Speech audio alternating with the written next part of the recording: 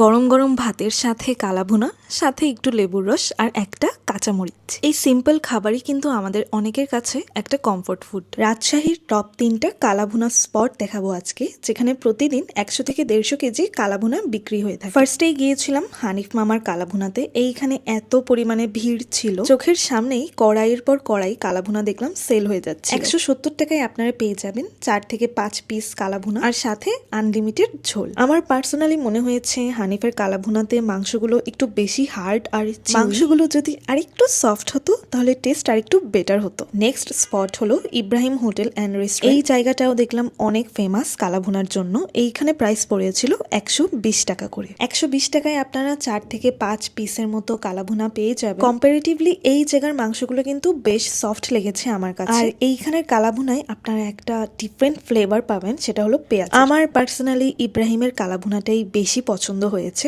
হানিফের কালাভুনা থেকে। আর last spot হলো একতা hotel. এইখানেও কালাভুনার প্রাইস ছিল 120 টাকা করে। 4 থেকে 5 পিস কালাভুনা সার্ভ করা হয়ে থাকে। একতা হোটেলের কালাভুনাও কিন্তু বেশ ভালো, কিন্তু আমার পার্সোনালি ইব্রাহিমের কালাভুনাটাই বেশি পছন্দ হয়েছে। আমার জন্য উইনার থাকবে ইব্রাহিম হোটেল। পরদিন দুপুরে আমি আবার ইব্রাহিম হোটেলে যাই and just look at the crowd. এত পরিমাণে ভিড় ছিল, সবাই আধা ঘন্টা ধরে ওয়েট করতেছিল হোটেলের বাইরে। রাজশাহীবাসীরা অবশ্যই জানাবেন আপনাদের কাছে কোনটা বেস্ট।